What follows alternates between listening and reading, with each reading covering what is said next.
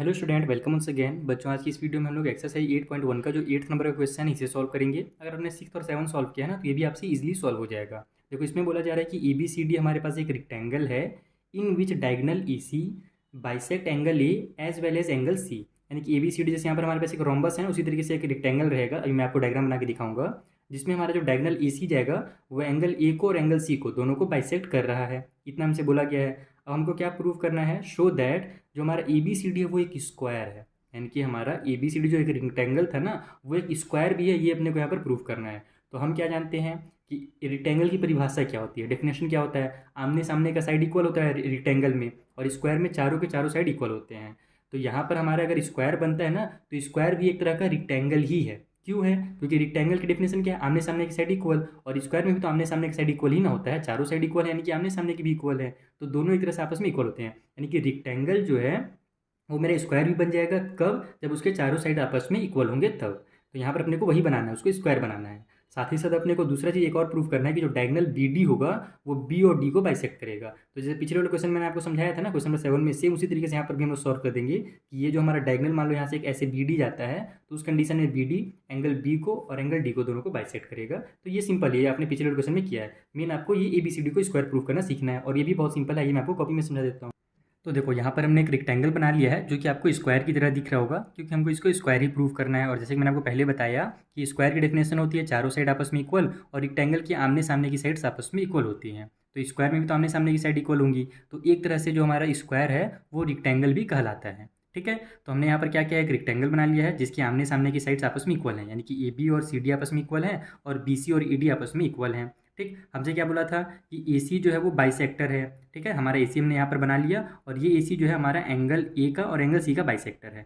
अब आपको ना इसको स्क्वायर बनाने के दो तरीके हैं। पहला तो एकदम सिंपल तरीका है कि आप क्या करो, हमको चूंकि पहले ही से बता दिया गया है कि हमारा एक रेक्टेंगल है, तो हमको क्या पता है कि रेक्टेंगल के चारों एंगल 90 डिग्री के होते हैं। यानी कि हमारा एंगल ए और एंगल सी क्या होगा? आपस में इक्वल हो जाएगा। एंगल बी और एंगल डी आपस में इक्वल हो जाएगा, चारों के चारों एंगल आपस में इक्वल हो जाएंगे। तो पहले तो आप एंगल्स का यूज़ करके इसको स्क्वायर प्रूव कर सकते हो। और दूसरा तरीका क्या है? तो जो आपने क्वेश्चन नंबर 5 और 6 में सॉल्व किया था, या 6 और 7 में, कि पहले आप लोग क्या करो, इन लोगों का नाम दे दो 1 2 3 4, फिर आप लोग क्या करो, इस वाले एंगल को और इस एंगल को आपस में इक्वल प्रूफ करो। तो अगर ये दोनों आपस में इक्वल प्रूफ हो गए तो ये साइड और ये साइड आपस में इक्वल प्रूफ हो जाएगा। और अगर ये और ये आपस में इक्वल है, इसका मतलब कि डी सी और ए भी इक्वल ही होगा, क्योंकि हमारा एक रेक्टेंगल था, शुरू में ही बोला गया था। तो यहाँ पर डी सी और ए भी इक्वल हो गया, तो ये दोनों भी आपस में इक्वल हो जाएंगे। साथ ही साथ अगर ये और ये, क्योंकि आपस में ये भी सामने सामने है, अपोजिट साइड्स में है, तो ये दोनों भी इक्वल होंगे। कहने का मतलब है कि आप लोग क्या कर सकते हो, ये दोनों अगर एंगल को आप लोग इक्वल प्रूव कर दिए 1 2 3 4 का यूज़ करके, जैसे मैंने आपको पिछले वाले क्वेश्चन में समझाया था रोम्बस वाले में, तो यहाँ पर आपका ये स्क्वायर प्रूफ हो जाएगा। और दूसरा इजी तरीका क्या है कि हमको पता है भैया कि चारों के चारों हमारे एंगल 90 डिग्री के होते हैं, यानी कि चारों आपस में इक्वल होते हैं। तो हमारा एंगल ए और एंगल सी भी आपस में क्या होगा? इक्वल होगा। यहाँ पर आप लोग उसी को लिखो direct, angle A is equal to angle number C. तो अगर अपन एंगल ए का आधा कर देंगे, यानी ये वाला अगर एंगल ले लेंगे, तो ये भी इक्वल हो जाएगा हमारे इस वाले एंगल का। तो यहाँ पर आप लोग लिखो half of angle A is equal to half of angle C. ठीक है, तो यहाँ पर हमने क्या किया, इनको आधा कर दिया। डायरेक्ट हम लोग सॉल्व कर रहे हैं, 1 2 3 4 यहाँ पर नहीं कर रहे क्योंकि ये ज़्यादा ईजी है। अब देखो क्या होगा कि अगर हमारा हाफ ऑफ एंगल ए, हम लोग ये वाला एंगल को क्या बोल सकते हैं, यानी ये भी तो हमारा हाफ है और ये भी हाफ है, तो हम लोग क्या करेंगे, इस वाले हाफ का नाम दे देंगे। इसका नाम क्या है? तो डी ए सी है। तो इसके बदले में आप लिखो एंगल जो हमारा डी ए सी होगा वो इक्वल हो जाएगा इस वाले एंगल के, क्योंकि इसका हाफ और इसका हाफ क्या है? आपस में इक्वल है। तो इस वाले एंगल का नाम क्या है? डी सी ए है। तो is equal to angle D C A. हमने क्या किया, डायरेक्ट यहाँ पर से ये वाला यूज़ किया यहाँ पर कि हमारा एंगल ए और एंगल सी दोनों इक्वल है, दोनों हमारे 90 डिग्री के होंगे।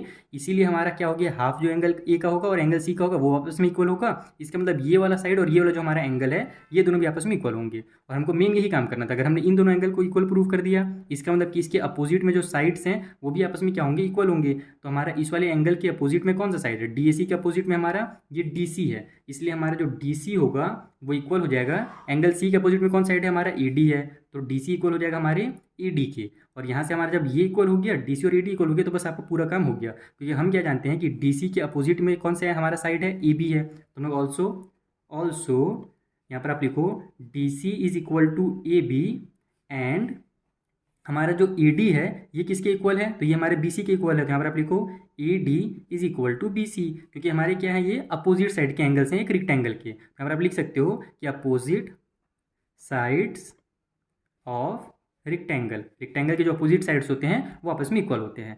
तो देखो हमारा अगर डी सी और ए डी इक्वल है, जैसे मान लो हमारा ये कितना था, कहाँ ये डी सी, ये वाला मान लो अगर 2 था और ये भी 2 था, तो अगर ये 2 है तो ये भी 2 होगा, और यहाँ पर अगर इधर वाला 2 है तो ये भी 2 होगा। यानी कहने का मतलब है कि चारों के चारों क्या हो गए, यहाँ से हमारे इक्वल प्रूफ हो गए। तो अब इसको आप लिख दो इस तरीके से कि इसलिए हमारा ए बी इक्वल हो जाएगा बी सी के, बी सी इक्वल हो जाएगा सी डी के, और सी डी इक्वल हो जाएगा हमारा डी ए या ए डी के। ए डी लिखा है बार बार ना, तो ए डी यहाँ पर भी लिख देता हूँ मैं। तो इस तरीके से हमारे क्या हो गए, चारों के चारों साइड्स इक्वल हो गए, और चारों साइड इक्वल किस में होते हैं, एक स्क्वायर में होते हैं। So A B C D is a square, A B C D is a square. देखा कितना सिंपल था। तो बस आपको क्या करना था, ये एंगल और ये एंगल को आपस में इक्वल प्रूफ करना था। चाहे आप नीचे वाला भी कर सकते हो, अगर नीचे वाला प्रूफ करोगे तो ये साइड और ये साइड आपस में इक्वल प्रूफ होगा। तो मैथ को सॉल्व करने के कई सारे मेथड है, जरूरी नहीं कि जो मेथड मैं आपको बताऊं आप उसी मेथड से सॉल्व करो। आपको जो भी मेथड ईजी लगता है उस मेथड से आप लोग सॉल्व कर सकते हो। तो पहला तो हमारा क्वेश्चन सॉल्व हो गया, यहाँ पर हमने इसको एक रेक्टेंगल प्रूफ कर दिया। अब हम लोग क्या करेंगे, सॉरी स्क्वायर प्रूफ कर दिया। अब हम लोग यहाँ पर से बी डी को सॉल्व करते हैं। सेकेंड में तो हमसे यही बोला गया था कि आपको एक और चीज़ शो करना है कि जो हमारा बी डी है वो एंगल बी को यहाँ से यहाँ तक को और एंगल डी को, इन दोनों को क्या कर रहा है, बाइसेक्ट कर रहा है। तो जैसे आपने 6 और 7 सॉल्व किया है ना, सेम ऐसे सॉल्व कर लो, क्योंकि वो मेथड आपके दिमाग में भी बैठा हुआ है और वो जल्दी आपसे सॉल्व हो जाएगा। उसके अलावा यहाँ पर दूसरा मेथड लगाओगे ना तो टाइम लगेगा। तो हम लोग क्या जानते हैं कि जब कभी भी इसको आपस में अगर अपने को डायगनल इसको शो करना है, बाइसेक्टर शो करना है, तो हम लोग इसका नाम देते हैं। इस वाले एंगल का नाम 1 दे दो, इस वाले का एंगल 2 दे दो, यहाँ पर जो एंगल बन रहा है 3 दे दो, इसका नाम दे दो एंगल नंबर 4। तो चारों एंगल का नाम हो गया।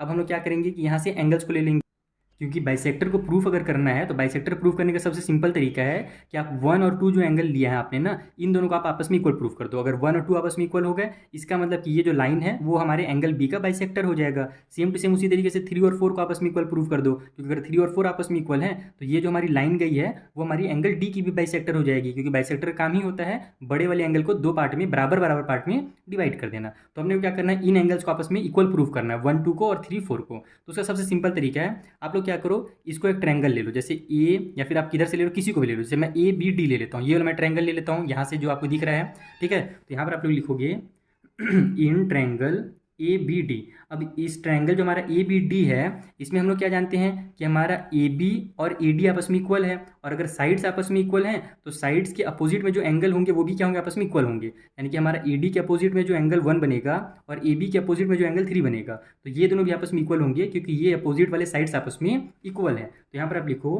कि ए बी जो हमारा है ना वो इक्वल है हमारे ए डी के, ठीक है। तो इसलिए हमें इक्वल क्यों है ये तो आपको पता चली गया, अभी हमने जस्ट प्रूव किया है कि चारों के चारों साइड इक्वल है, जैसे हमने पहले बताया आपको कि ए बी और ए डी आपस में इक्वल है। यहाँ पर देखो A B equal to A D, ठीक है। तो हमारा ए बी और अगर ए डी इक्वल है तो ए बी के अपोजिट में कौन सा एंगल बन रहा है, हमारा एंगल नंबर 3 बन रहा है। तो एंगल 3 भी जो होगा हमारा वो इक्वल हो जाएगा ए डी के अपोजिट वाले एंगल के, यानी एंगल नंबर 1 के। तो ये दोनों आपस में इक्वल हो गए। ये और क्यों इक्वल हो गए, तो यहाँ पर आप लिखो angles opposite to equal sides, यानी कि इक्वल साइड्स के अपोजिट में एंगल्स थे, इसीलिए आपस में इक्वल हो गए एंगल 3 और एंगल 1। सेम टू सेम उसी तरीके से आप इधर वाला भी ले सकते हो कि हमारा ये वाला जो हमारा बी सी है, और हमारा इधर से आप लिख लो कि इन ट्रायंगल हमारा कौन सा है, बी सी डी, ठीक है। ये वाला जो हमारा ऊपर वाला ट्रायंगल है ना, अब उसमें हम लोग आ जाते हैं। तो in triangle B C D, इसमें हमारा जो साइड हमारा बी सी है, ठीक है, वो इक्वल है हमारे डी सी के, क्योंकि हमने अभी प्रूव किया कि ए बी सी डी सब आपस में इक्वल है चारों साइड। तो बी सी और डी सी ले लो, हम लोग ऊपर वाला ट्रायंगल ले लेते हैं, ये वाला, ठीक है। तो इस कंडीशन में हमारा बी सी के अपोजिट में देखो, ये जो हमारा साइड बी सी है इसके अपोजिट में कौन सा एंगल बन रहा है, एंगल नंबर 4 बन रहा है। और साथ ही साथ हमारा जो डी सी है इसके अपोजिट में कौन सा एंगल बन रहा है, एंगल नंबर 2 बन रहा है। तो ये दोनों भी आपस में क्या हो जाएंगे, इक्वल हो जाएंगे। यहाँ पर आप लोग लिख दो कि बी सी के अपोजिट का angle number 4 is equal to D C के अपोजिट का एंगल नंबर 2। और यहाँ पर भी आपको यही चीज़ उतार देना है कि ये हमारे इक्वल इसीलिए हुए क्योंकि एंगल्स अपोजिट थे इक्वल साइड के। तो हमने 3 और 1 को तो इक्वल प्रूव कर दिया, लेकिन अब अपने को क्या करना है, 1 और 3 से तो अपने को काम था नहीं, अपने को तो 1 और 2 को आपस में इक्वल प्रूव करना था। तो वो कैसे होगा, तो आप लोग देखोगे कि ये हमारा क्या है कि स्क्वायर है, यानी कि आपस में जो साइड्स होंगी आपस में पैरेलल होंगी। तो यहाँ पर मैं एक पैरेलल लाइन बना देता हूँ, ठीक है। अब हम लोग क्या जानते हैं कि जब भी कोई पैरेलल लाइन को एक ट्रांसवर्सल ऐसे कट करता है तो यहाँ पर जो एंगल बनता है और यहाँ पर जो एंगल बनता है वो आपस में क्या होता है, इक्वल होता है। यानी कि हमारा 3 और 2 क्या होगा, आपस में इक्वल हो जाएगा। सेम टू सेम उसी तरीके से हमारा जो इधर एंगल बनेगा यहाँ पर और यहाँ पर जो एंगल बनेगा, ठीक है, ये दोनों भी आपस में क्या है, अल्टरनेट इंटीरियर हैं, तो ये भी आपस में क्या होंगे, इक्वल होंगे। यानी कि 1 और 4 भी आपस में क्या होगा, इक्वल होगा। यहाँ से 3 और 2 इक्वल हो गया और यहाँ से 1 और 4 इक्वल हो गया। तो यहाँ पर आप लिखोगे कि also angle 3 is equal to angle number 2, ठीक है। जो हमारा 3 है वो इक्वल एंगल 2 के, क्योंकि ये हमारा क्या है, अल्टरनेट इंटीरियर एंगल है, अल्टरनेट इंटीरियर एंगल्स। ठीक है, अब इतना ही आपका काम बन जाएगा। देखो 3 और 2 आपस में अगर इक्वल प्रूफ हो गया ना, तो हमने क्या देखा था कि 3 और 1 भी आपस में इक्वल था, और यहाँ पर से हमारा 2 और 4 भी आपस में इक्वल था। तो अगर हमारा मान लो एंगल 3 का मेजरमेंट अगर मान लो 50 डिग्री है, तो 1 का भी 50 होगा। और हमारा यहाँ से हमने क्या देखा कि हमारा जो 2 और 3 है ये भी आपस में इक्वल है, यानी कि 2 का भी कितना होगा, 50 होगा। साथ ही साथ हम यहाँ पर देख रहे हैं कि 2 और 4 भी इक्वल है, तो 4 का भी 50 होगा, यानी कि चारों के चारों एंगल आपस में इक्वल हो गए। तो इसको भी आप यहाँ पर लिख दो कि इसीलिए हमारा एंगल नंबर 1 इक्वल हो जाएगा एंगल नंबर 2 के, और वो इक्वल होगा एंगल नंबर 3 के, और एंगल 3 इक्वल होगा एंगल नंबर 4 के, क्योंकि चारों का जो मेजरमेंट आ गया सेम आ गया, जो हमने यहाँ पर इतना सॉल्व किया है इसमें से। ठीक, और अगर चारों इक्वल हैं तो हम लोग यहाँ से हम लोग को किसका जरूरत है, 1 और 2 का जरूरत है। यहाँ पर लिखो एंगल 1 जो है वो इक्वल है एंगल नंबर 2 का, इसीलिए हमारा जो बी डी होगा, B D bisect bisect angle B. ठीक है, क्योंकि एंगल 1 और 2 किस में थे, हमारे बी वाले में थे। और उसी तरीके से ऑल्सो साथ ही साथ हमारा क्या था, हमारा 3 और 4 आपस में इक्वल था, तो angle 3 is equal to angle number 4। तो इसीलिए हमारा क्या हो जाएगा यहाँ से, B D also bisect angle D.